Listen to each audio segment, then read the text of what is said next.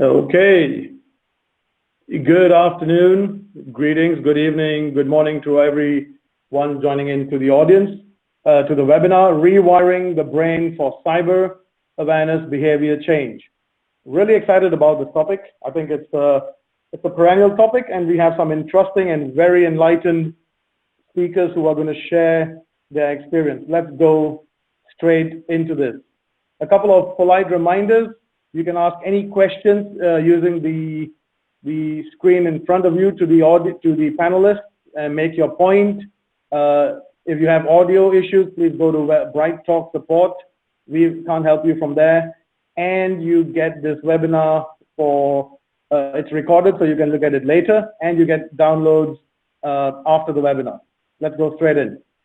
Okay, Nick, Professor Lizzie, and myself. Nick, over to you. Brief introduction about yourself, and then Professor Lizzie, you can take over. Thanks, Amar. Good morning, good afternoon, everyone. Thanks for joining our webinar today. I'm Nick Wilding. I'm the General Manager for Cyber Resilience at Axlos Global Best Practice, and I run the Resilia Cyber Resilience Best Practice portfolio that focuses on providing all people in your organisation with the skills, the awareness, the insight, and the confidence to be able to do the right thing at the right time in response to a growing range of cyber risks. We call that Resilia Frontline, and more on that later on in the webinar. Hi, I'm Lizzie. Sorry. Hi, I'm Lizzie Colescamp. I'm from Royal Holloway, University of London, Professor of Information Security, and I work with people, communities, and security. Excellent. And Professor Lizzie, you're being too obviously modest here. You're going to share quite a lot of insight as we move along. I'm the guy with the blue turban, Amar Singh. I'm the founder and CEO of Cyber Management Alliance. One of the things we do is on this particular topic with executives and more. And I'm quite excited about this webinar, Nick and Professor Lizzie. Thank you for joining us. So brief agenda, we're going to describe the problem. Professor Lizzie and Nick and myself are going to share some insights, some interesting research that's being done that you can take a look and learn from, some principles for success, and then obviously this is your time and your opportunity to put forward questions, and we will answer them towards the end. If I may begin with this, folks, to me, the problem, and we deal with a lot of end clients, CISOs, and organizations. Nick, you do too, so please jump in. It's a very, awareness is being taken as a very binary approach. In some cases, it's too complex, and in some cases, you know, they're oversimplifying the approach.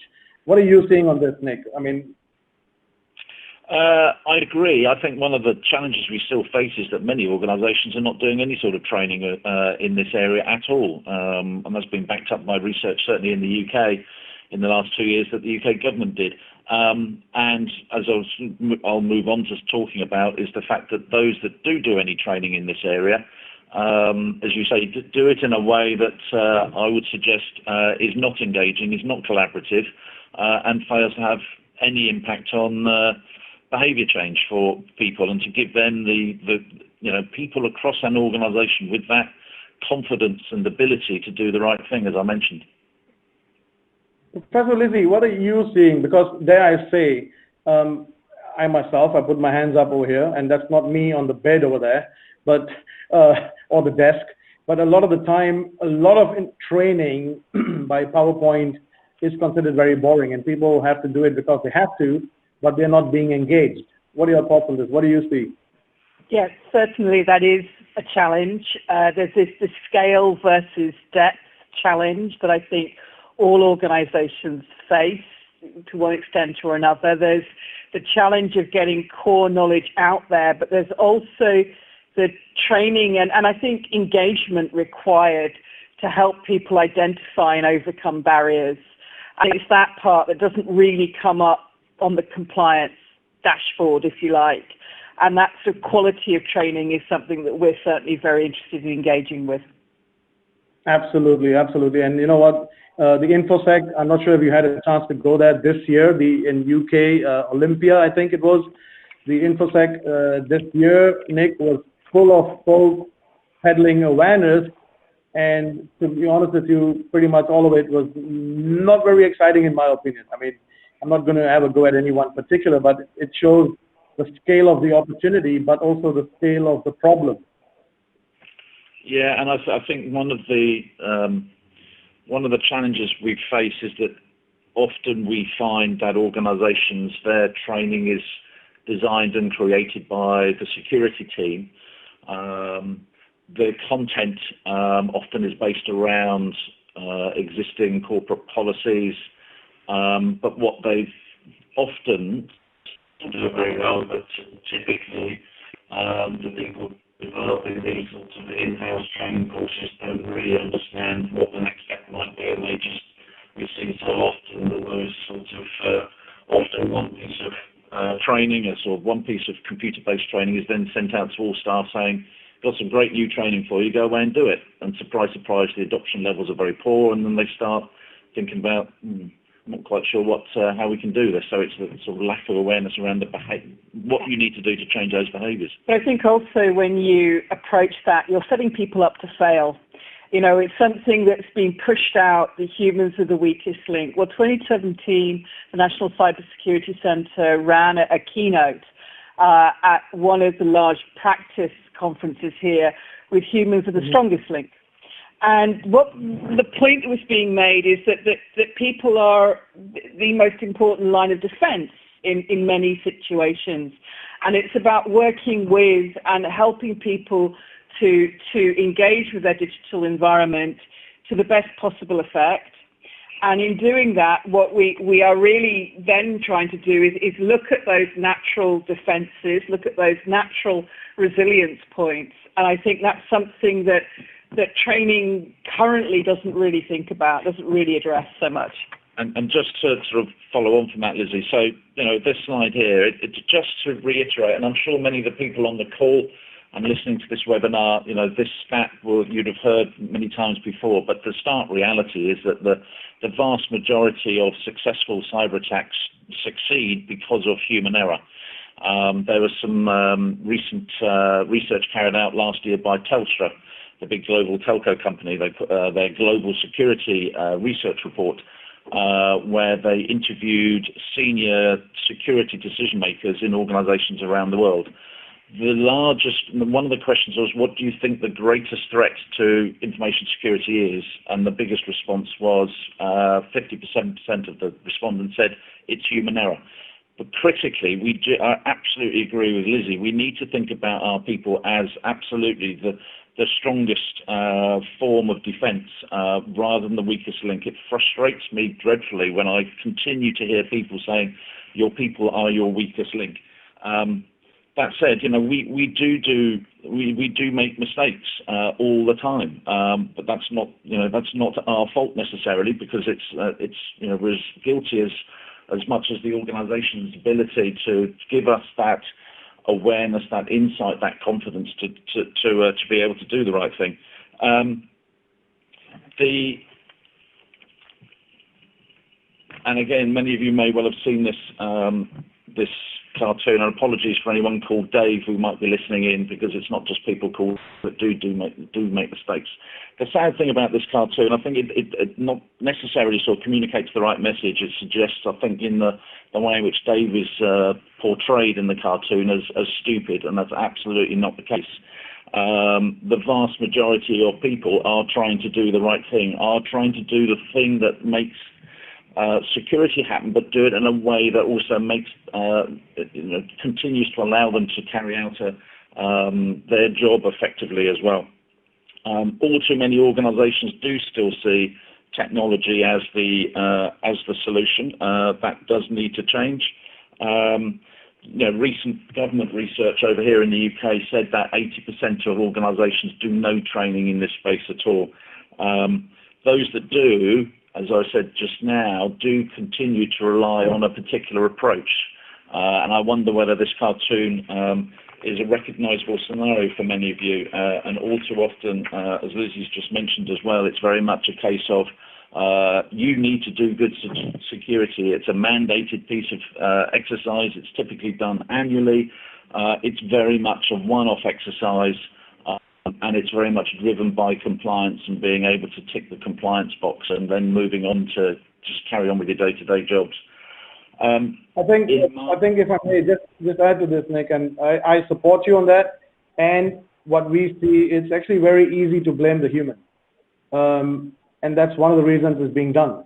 Because it's easy to say, oh, the human factor, we're going to include some training, and as you have this image, really perfect image, is you better learn, right?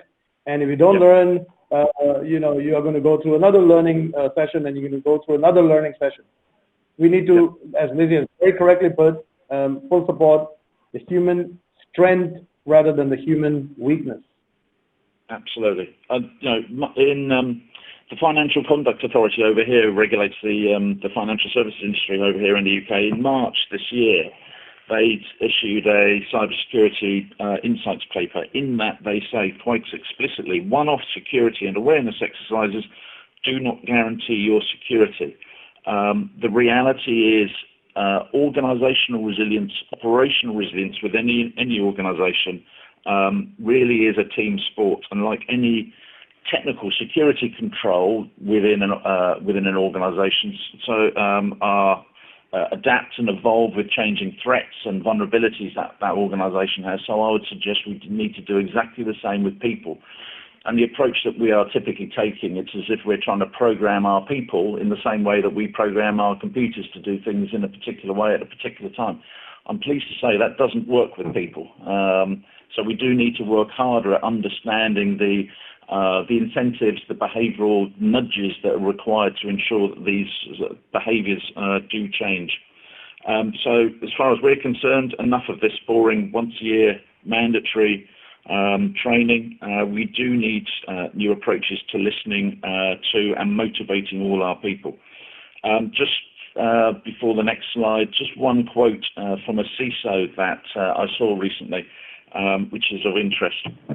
I want to make sure that security is working in my business and takes into account the real ways people work.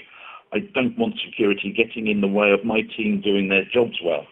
And we see that and hear that time and time again from organisations that we're talking to in terms of the way in which they want to balance good, effective, engaging, collaborative training with making sure that that's carried out in the operation environment and with all of their people, which hopefully I think will lead to you, Lizzie, into talking a little bit more about some of the research that you're now doing and this new approach.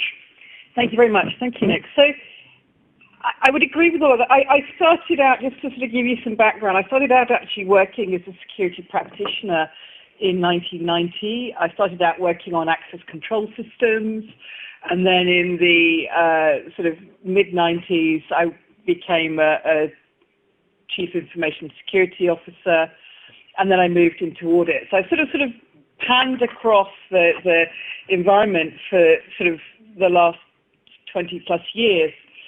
And what interests me is that in that time, the perspective has shifted. So we're going to look at a couple of slides. The illustrations were produced in collaboration with Alice Angus, the artist. And we really wanted to use these slides to really, these images to really sort of, is to really sort of help people to think about the context in which security is being used. So in this picture, what this picture is really drawing out, what Alice is trying to sort of get us to think about, is the fact that initially security was very much about controlling the technology, looking at the system that's coloured in the middle there. Initially about making the technology reliable, making it robust, making it controlled. And then gradually people were added to it. So sort of talk about the human factor. As people were sort of added on, if you like. They were things that were a part of the system and we had to train them in order to behave like the system. And there is an element of that with security, but there's a much bigger picture, which is what's greyed out in the back of that image there, which is all the organisational factors, the social factors, the economic factors into which those systems are deployed. And in fact, also the systems will affect it. So in the work that we've done, what we've tried to do is pan out and understand the everyday for people, what people's everyday experiences are at work, what are the challenges that they're experiencing, what are some of the hurdles that they're experiencing, but also really importantly, what are the benefits they want to get out of technology. And over again, we find that when new systems are deployed, the disruption and the implications of change for people are really not particularly well understood. And in particular, how those systems will actually disturb a lot of the ways in which people secure their everyday, from the way that they behave at work, to the way that they handle information, to the way that they share information, both within the organisation and across the organisation. So some of the natural ways in which they engage and they work together, they get disrupted. And as a result, there can be really quite a big security overhead around this sense of change, around this deploying of new digital systems. And that's something that we really need to think about in our awareness and training programs. Listen to the challenges that people have, but also the benefits that people are looking to gain, and then understanding how to respond to the issues in that context. So that is very much where we're focused. And that requires us to have a multi-layered security awareness approach. Yes, there's a carpet knowledge transmission, making sure the widgets work, that's important. But also what's important is to make sure that we can do deep dives in places, in parts of the organisation that are struggling with change, or to get different teams out of the digital system and work with them to develop a security strategy. What are the implications if we don't do that? So our research is really clear on this, is that if we don't address and think about training and awareness in this way, a number of problems occur. The first is that people will seek out, potentially spend time seeking out help, seeking out guidance, seeking out ways in which they can figure out how to navigate the digital world and how to address some of these security issues that aren't being handled or seen in the policy. And what we've got here is an example of people in the bottom left corner trying to work with trying to find a way to navigate the system. That's an extra overhead. It perhaps takes things down a route that security practitioners weren't expecting. So it's really important for people to figure out who are those pathfinders going to be and to work with them. But also really importantly, if people can't, if the systems don't address the security issues that people feel are important, they're going to start finding workarounds. And that's what's happening in the middle of that picture. People spend time working how to circumnavigate some of the controls in the system, how to work away from those controls. Doesn't necessarily mean that there will be problems, security issues. There's lots of research that says that workarounds are not necessarily negative, but they're different to the practices that we were expecting. So there needs to be an understanding of the implications.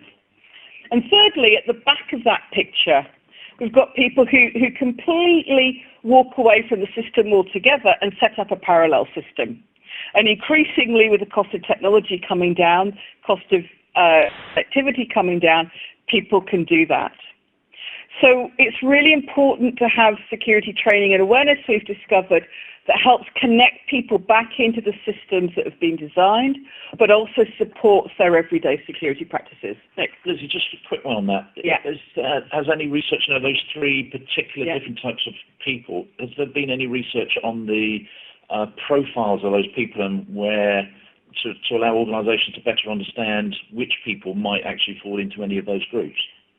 Not particularly which people, no, not as far as I'm aware, but NCSC have been doing work on security cultures. Yeah. And I think some of the background work that they've done there will help. And then some of the methods that we're trialling with you help to identify which paths people are going down. Right. Professor Lizzie, can you hear me before we talk on this slide? On the last one you mentioned, you made an interesting comment. Workarounds are not necessarily bad. Can you expand on that a little? Yeah. So there's quite a bit of research on this. So the people like Angela Sasser who was at UCL, now at Bochum. She researched on this. There's been conversation at NCSC. Some of this has informed the U-shaped security guidance that we'll talk about in a bit. The research is clear that sometimes workarounds, whilst they might not be compliant, they are looking at creative solutions to security problems. Mm-hmm. And I think okay, they're not auditable, they're off the radar. The risk of them, it means that they're unseen. And I'm not negating any of that. Of course, that's there. But it doesn't necessarily mean that they are introducing risk or higher risk. That has to be understood in case of each of the workarounds. So that's really what I'm calling out there. It does just also highlight the opportunity that we all have in listening to and talking to our people in developing some of these creative solutions. Yes, but I guess, Professor Lizzie, what I'm trying to say is, does that not indicate that the organization has work to do, I guess? Am I making sense? If there's workaround being used. Yeah. Go back. So all of those scenarios indicate that that there's something needs to be done. All of these scenarios are a result of the fact that the security policy, the compliance program is not necessarily addressing the issues that are experienced by people on the ground, people engaging on the front line working with that particular digital service or technology.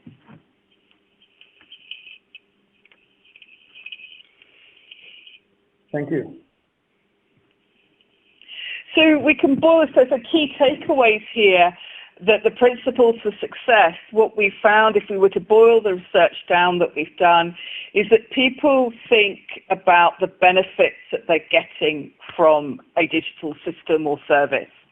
So if we want to have a successful security conversation with them, we have to have that conversation in the context of what is beneficial people about using those services. Not what we think is beneficial, but what they tell us, the way that they see benefits. And then risk needs to be understood and framed in the context of those benefits.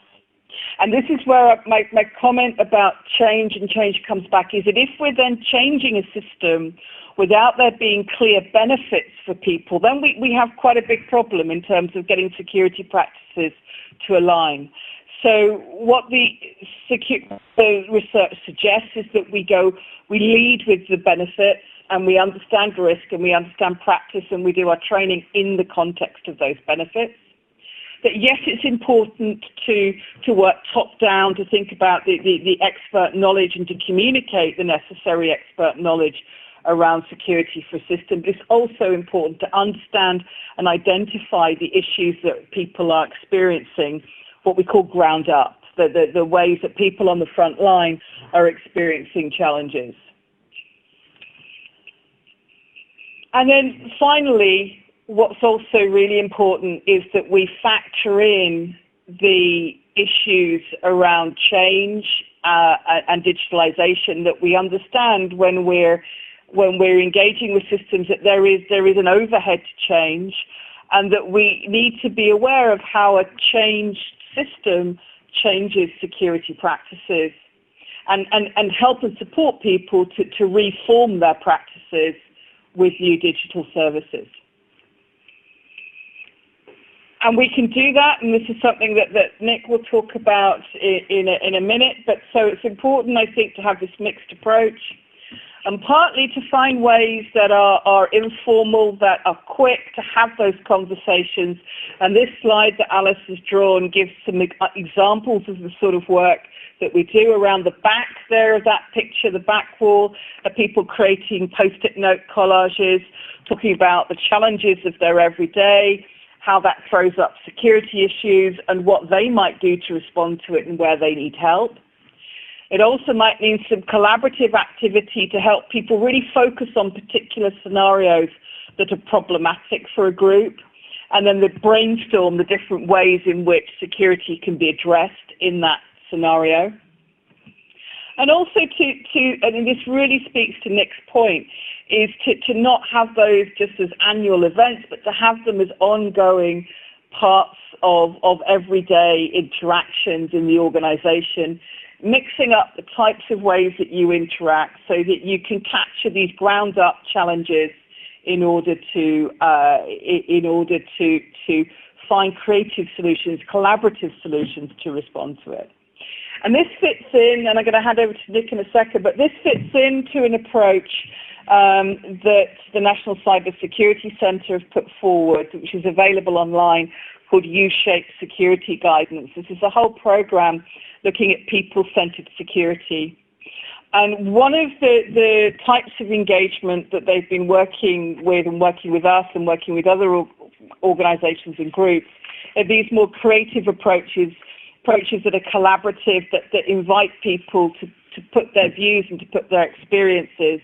And that sits as part of a broader range called U-shaped security, which has a whole different sort of set, some of it creative, some of it interview-based, some of it survey-based, so that people sit at the centre of the way that security is worked with and practiced within organisations. Nick, yeah, and one thing, Resilia is working closely with Lizzie and Royal Holloway and the National Cyber Security Centre. We recently piloted one of these workshops, and these are evolving as we sort of move through through this research.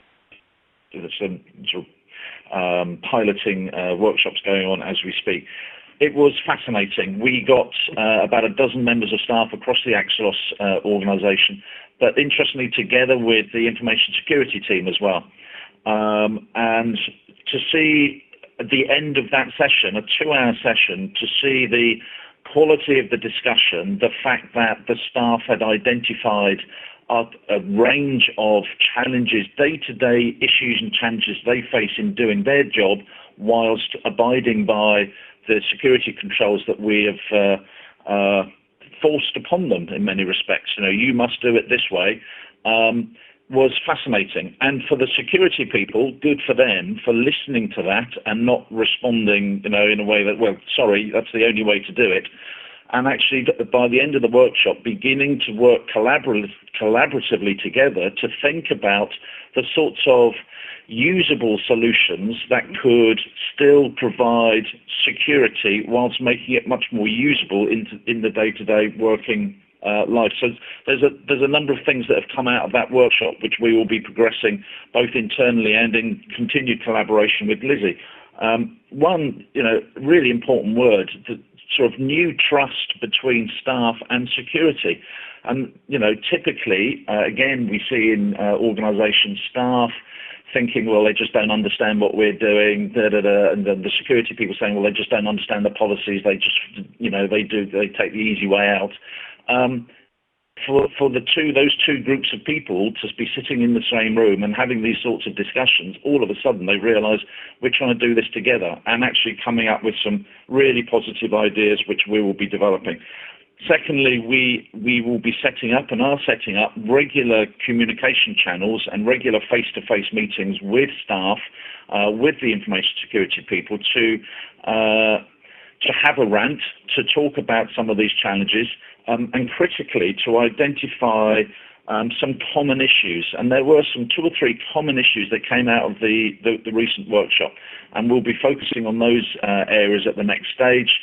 We started that process to identify effective policy requirements and sort of responsibilities for people to do the right thing. So there's a whole range of different aspects, but critically I'd focus on the fact that for the first time I've seen that there's a new trust between security and the staff in actually creating solutions that are actually usable and workable in their everyday roles.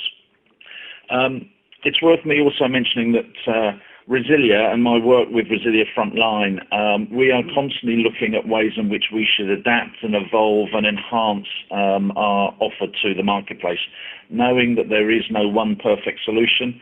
but based on some critical principles, and that is essentially around the desire and the want and the passion to actually begin to start helping client organizations change the behaviors of their people, and sort of really exploiting the strength of their people in keeping them safe. And one piece of research that we carried out last year in conjunction with a partner of ours was with Northumbria University. And they hosted a number of workshops, again, with members of staff in organisations, and we identified a number of do's and don'ts.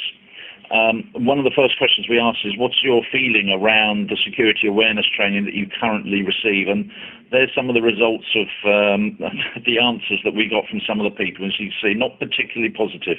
And I'd suggest that that's absolutely indicative of having to do yearly, very boring, very dull training that is forced upon you.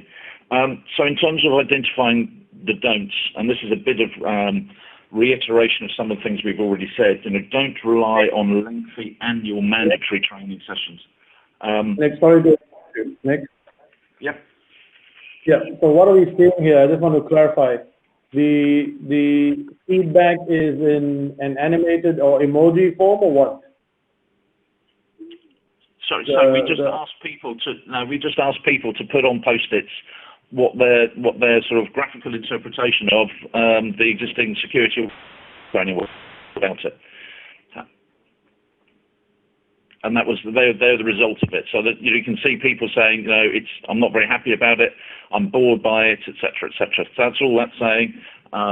So that was as part of the exercise to sort of go to the next stage to say, what are the things that work, what are the things that don't work in the training that you receive. So another one of the don'ts was, don't let your content get tired. And again, talking to client organisations, I've regularly heard that those organisations send out the same piece of training that they've done for the last 3 or 4 years. Answers are shared, tests are taken, and people try and do those as quickly as possible and then get back to their day jobs. And it has little or no impact on actually then thinking or having the confidence to be able to make any sort of changes. In terms of the do's, the things that people would respond favourably to, that sort of underpin some of the principles that we've applied in the development of Resilia Frontline, which is online training. And the thing that's come across from the work that Lizzie's outlined is absolutely the fact that behaviour change comes with a balanced approach to listening, collaborating with your staff, offline, and using online training to support and be adaptive to the sorts of things that your staff are talking about. But there are some principles that we've applied in developing Resilia Frontline, keeping it short, so very much nugget-based, micro-learning awareness training. People's memory spans is pretty short when you're doing online training. So none of our training should take 10 to 15 minutes long to actually complete, any of our e-learning in particular, but much of our awareness training is 2-3 minutes long, used as refreshers and reminders to reinforce the learning that's given in the longer modules. Keeping it personal, so helping your people better protect their information through stories, but also talking about the risks that people face at home as well as in work, and using sort of home scenarios that all people can relate to, because we're getting attacked at home as much as in work, and allowing them to understand the sorts of things that they should be aware of, the sorts of telltale signs for what an attack might look like, and giving them the ability to report it effectively. Keeping it regular, it comes back to this, don't rely on annual training, it won't work. Make sure your training is based around a campaign where you're providing regular online refreshers and reminders, but also interspersed with a whole range of different activities, and I'll come on to that in a minute. Keeping it relevant and immersive, you do have to align your training and the scenarios that you use in those training to the tasks and responsibilities that your employees perform. They need to relate to this. They need to see some of these scenarios that we use in our training and think, this has happened to me, this could easily happen to me, or I know someone that this has happened to, in order for them to sort of associate themselves and relate to it. And finally, keeping it easy and simple. The security industry is all too guilty of creating a language all of its own. And that's another challenge in security awareness learning, is that a lot of that jargon is transferred into that training.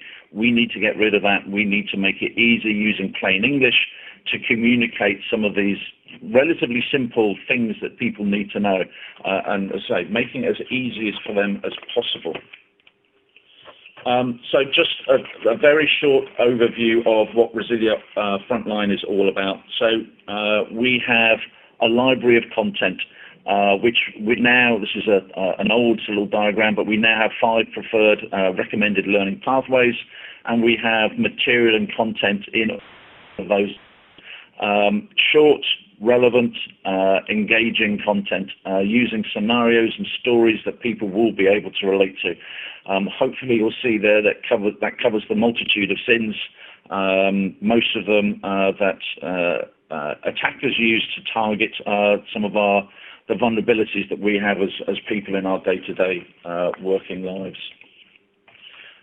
Keeping it personal. There's some screenshots of some of the work that we do, some of the content that we deliver, which includes a multi-format approach. So again, we understand that learn in different ways. So we don't just provide one format of learning, we provide multi-format. So we do have e-learning with tests, but we support that with videos, animations, scenarios, stories, PDFs, audio stories, and we also have a phishing game as well, which I'll talk about in a minute. Quite deliberately not the same look and feel. We try and mix up the training, so it continues to be engaging. All of our training is responsive, so it's available on multiple devices, and it's also available in multiple languages as well. Keeping it regular, so moving from just awareness and just making people aware, I think absolutely is only the first step, and I think that's one of the challenges in the expression cyber awareness. You know, we do need to move to real advocacy and get to a position where behaviours are instinctive, a bit like driving a car. When we're learning, we're thinking, or hopefully we're thinking, of each and every action we're taking in a car to make sure we don't crash. But as we know, after we've been driving for some time, that is just an instinctive thing. You just do it, and you get from A to B without really thinking. That's the sort of nirvana we're trying to get to, where good cyber digital behaviours is just the way we do things around here. So we do need to, I think this slide illustrates the fact that there's a balance between both offline engagement and collaboration, talking with our people to adapt and evolve the training we provide, together with that online training that supports all of those discussions.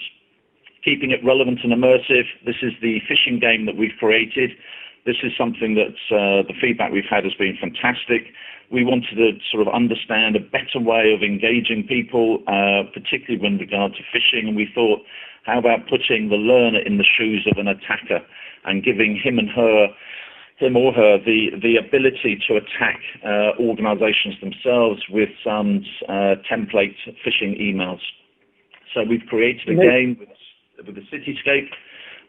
We allow people to choose from a large sample of phishing templates. You choose your phishing attack, you choose your organization, and off you go. You've got the game is limited to a minute, 15 different attacks. The prize goes to the person with the highest score. Many of our clients use this as a sort of a competition with their staff to help launch a particular campaign. And we've got 3 layers and 3 levels to the game as well. So it starts off with some very basic phishing templates. It moves into more sophisticated, targeted spear phishing attacks. And then the highest level, we provide information on the executives within the organization and allow people to carry out whaling attacks, which obviously have far greater rewards when you get to that level as well. Nick, I was going to say, if you can just quickly go back to that slide. This is one of the reasons, I was really excited when you gave me a demo of this, because this is, and I mean, the topic of this webinar is rewiring the brain, and this different approach to learning is what kind of got me excited about, here's a refreshing, just rather than simple boring PowerPoint, a refreshing approach to engage the learner. So yeah. I think absolutely. Yeah, and the principle of putting the in different shoes, or in their own shoes in terms of being a consumer, for example, and that's what we've applied with our GDPR training, for example. So rather than telling them all of their responsibilities within the organisation that they work for under GDPR, which a lot of it is irrelevant to, they don't need to know the principles, but what we've done instead is to say, you are a consumer, you are someone that's got data.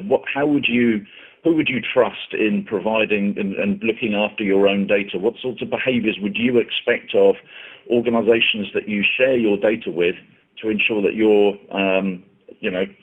going to carry on trusting that organisation and working with that organisation? And again, just putting yourself in different shoes to actually learn what we're trying to communicate. Cyber is a fantastic area in terms of telling stories. I'm passionate about the power of storytelling in influencing and engaging people. So just a quick reference to a book that we've written called Waiting for Beginners, which is a CEO cyber thriller. The feedback we've had to this has been fantastic because it is seen as a different way of engaging, and it tells a story of a completely fictional character, but all of this is based on real life, written by an author I know, and it tells the story of the journey that the chief exec of this organization goes on when he realizes that he was the target and victim of a cyber attack. As I say, the feedback we've had has been fantastic. The reviews of it have been really good. If anyone on the call or listening to the webinar would like a copy of the book, we'd be more than happy to provide that to you. So let me know. I'm very happy to provide more information on the book. Was behind storytelling as well, which more and more organisations that we work with are very interested in developing their own stories that are relevant to their own organisations in workshops, etc., to build this collaboration and discussion between staff to share these sorts of experiences that they have. So back to you, Amar. You just to summarize. Yes. Thank you, Nick. Professor Lizzie, thank you. I just wanted to kind of, talk a little bit about this because we've all been talking about absolutely kind of relevant things. And one of the key things I have a major issue with is the fact that organizations are expecting immediate change. And in my opinion, this is expecting, if you look at the context of a habit, organizations are expecting their staff members to suddenly change their habit from X to Z, and that takes time. You can't simply expect an employee or staff member to learn everything and make it a habit, for example, to report incidents, right? And this is part of the rewiring the brain, because this study here, you can look at the study, 2012 study by the British Journal of General Practice. A habit is actions that are triggered automatically. And that's what actually an organization is trying to achieve, is their staff automatically identifying example, phishing email, and taking certain actions such as reporting it and ignoring it and not, falling for it. But we can't simply achieve that with one, as we've discussed, once a year training. And we have some questions on micro learning, etc. But the other point, Nick, to take away from this is, everyone listening in, if you take a look at what's on the screen here, it takes anywhere from 18 to 254 days to form a new habit. I mean, how can you expect with once a year training, I hope that answers a bit of the micro-learning question, right? Because we are expecting a human, a staff member to suddenly come in, go through 1 or 2 training sessions, and suddenly change a habit that they may not have. So you've got to keep this in mind. You've got to not just look at it from a culture change. I think the culture term is over abused in cybersecurity awareness, dare I say. To me, it's also about, actually more important, about changing a habit. And habit, there's a lot of research done. You can, search this term about habits and extra and do your reading. But the fact is, and Nick, as you've said, there was a screenshot. People can look at the recording. There are different approaches. One size does not fit all. Okay. So the takeaway from this, in this particular 1 or 2 slides, is you're not just looking for culture change, folks. You're looking for habit change, and habit takes time to change, and it needs to have this micro-learning approach. It needs to have a multifaceted approach. We are humans. We are not going to learn in one day. We need to make it a habit of reporting an incident, for example. So, and Mark, yes, please. Yeah, Mark, further to that, just to go back to what Lizzie was saying as well, a very good starting point in building that. I think this is a case of building that trust and communication channels between all of our people and security practitioners, and we need to bridge that gap. And typically, that's quite a big gap at the moment in many organisations. And a good start is demonstrating to your staff, your employees, that you see them as instrumental in helping them become more effective and more secure. That it's not just down to the security team to tell everyone this is the way we're going to do it. So I think that's a really good starting point. Sure, habits do take some time, and some might be quicker than others. But as I say, I think that incentive, that confidence to sort of be involved, I think is a really good starting point. Yeah, and so let's go to some questions, because there are a few we need to answer. One is, and Professor Lizzie, if I may start with you first, how frequently would you advise micro-learning training? So typically it's more response mode. So we find several things. A study that we've done with practitioners, we find that practitioners engage all the time. The amount of time that when we worked with a number of practitioners to understand what their everyday looked like, they were engaging on a daily basis. So I think that one point that I would say in response to that is think about the ways in which you're having that conversation, what the focus of that is, going back to the point that Nick just highlighted about trust building, but also see how that kind of micro engagement, how you can, in your day-to-day practice, gather an understanding of the issues that people face. Then in terms of frequency, that varies a little bit. Usually where we find that people like to use these micro engagements is more where there are parts of the organization that have particular challenges with engaging with technology or engaging with security. Now that might just actually be a response to the way that standard training awareness is done, but we do find that these tend to be on sort of maybe the micro engagement happens over a period of, let's say, 6 weeks to slowly tease out in sort of sessions of an hour or 2 hours, depending on what the parameters are. I think ongoing, what we're looking at in terms of scaling up, and this is something that we're discussing quite a bit with Nick and his team, is how we can embed that micro engagement actually within the organization itself, so that people do that as part of their team interactions. And we're also working with colleagues in Australia on just that point. And the tools that we're designing are from that point, so that the security practitioners, the question of scale, can't be everywhere at once, can't be having all the conversations at once, but can be interfacing into those conversations that are happening routinely. And just to add to what Lizzie's just said, we often talk to organisations who are just starting out on their journey, having acknowledge the fact that they need to do something. And often, sadly, that's often in response to an attack that they've received or they've experienced. What I would say about the microlearning as well, there was a slide earlier on about the full range of content within the Resilia Frontline library. Don't try and do that all at the same time. We do have recommended learning pathways. Our clients often say to us, where would you start on this journey? We don't have any training at the moment.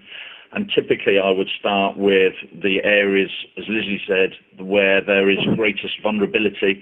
And usually that starts with things like phishing and social engineering and password safety, the sorts of things that we're all used to, knowing that we are, we're getting regularly attacked through those threats. Yeah. So, start slow, adapt, evolve, work with your staff to understand what's working, what's not working. That's what I'd recommend. And I think what's important just to really get a return on that investment is to make sure that you look at your key processes of risk, of audit, so that you can take that output and plug it back in so that you can actually do something with